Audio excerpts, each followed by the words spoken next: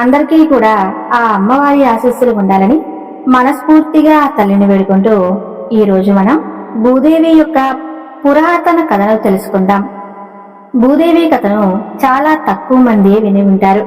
మీరు ఒకవేళ ఈ భూదేవి కథను వినకపోయినట్లయితే మీకు మరణించిన తర్వాత భూమి ఉండదు, మీకు మీ తలరాతలో కూడా భూమి ఉండదు.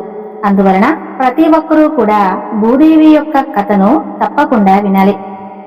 ఈ కథను వరాహ పురాణం నుంచి తీసుకోవటం జరిగింది. వరాహ పురాణంలోని భూదేవి కథను ఎవరైతే వింటారో వారికి మరణానంతరం స్వర్గం లభిస్తుంది. బ్రతికుండగా కూడా భూములు కొంటూనే ఉంటారు. వారికి సకల శుభాలు కలుగుతాయి. మరి తప్పక వినవలసినటువంటి భూదేవి కథ ఏంటో ఇప్పుడు తెలుసుకుందాం. పూర్వం భూదేవి నీటిలో మునిగిపోయినప్పుడు శ్రీమన్నారాయణుడు వరాహ అవతారాన్ని ధరించి తన తలతో భూమిని పైకి లేపాడు. ఆయన మహాశరీరాన్ని ధరించి భూమిని ఎత్తేటప్పుడు ఎంతో ఉన్నతమైన మేరు పర్వతం కూడా ఆయన గిట్టల మధ్య కనకరలాడిపోయింది.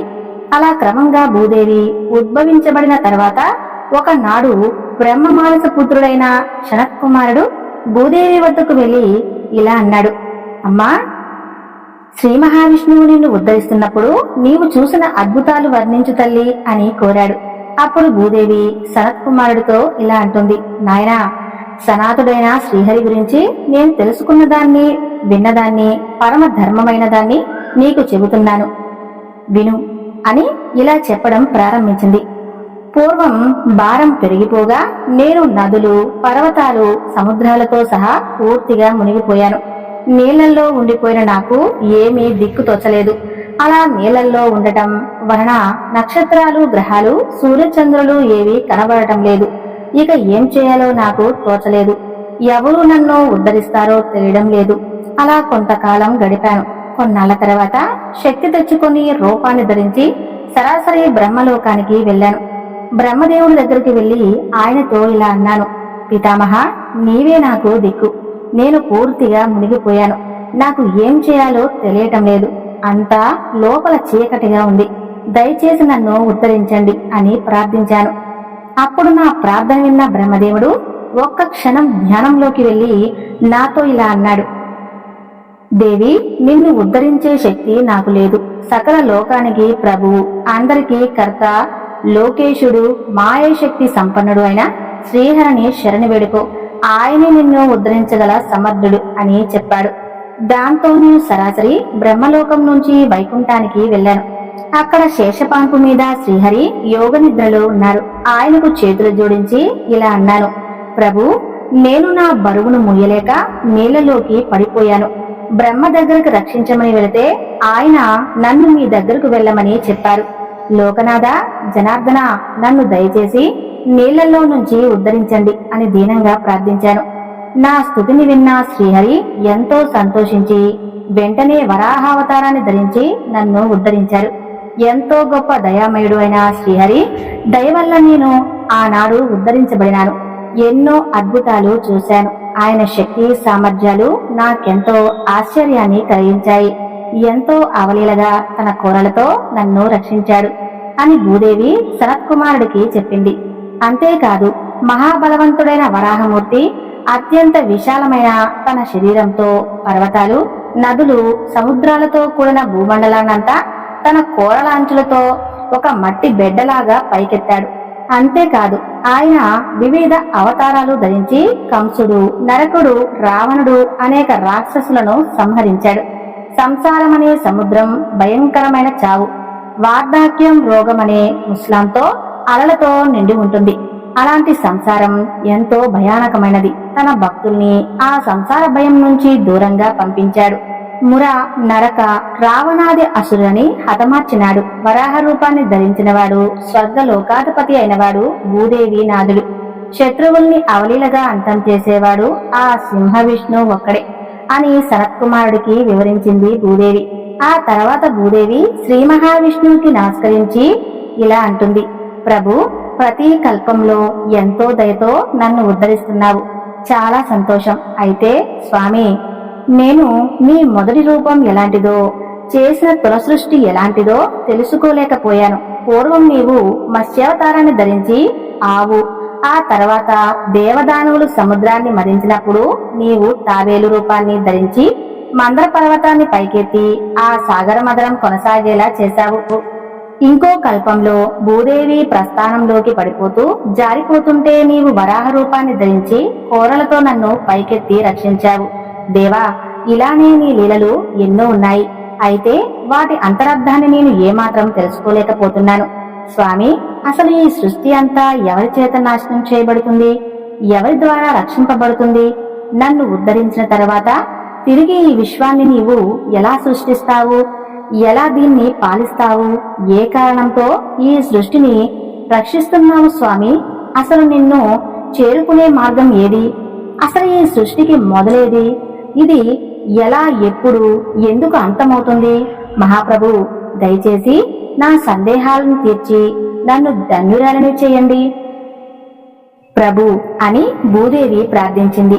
భూదేవి ప్రార్థన విన్న వరాహమూర్తి ఒక్కసారిగా నోరు తెరిచి గట్టిగా నవ్వడం ప్రారంభించాడు. ఇలా నవ్వుతున్న ఆయన కడుపులో భూదేవికి ఏకాదశ రుద్రులు, అష్ట వసువులు, సిద్ధులు, మహర్షులు దర్శనమిచ్చారు.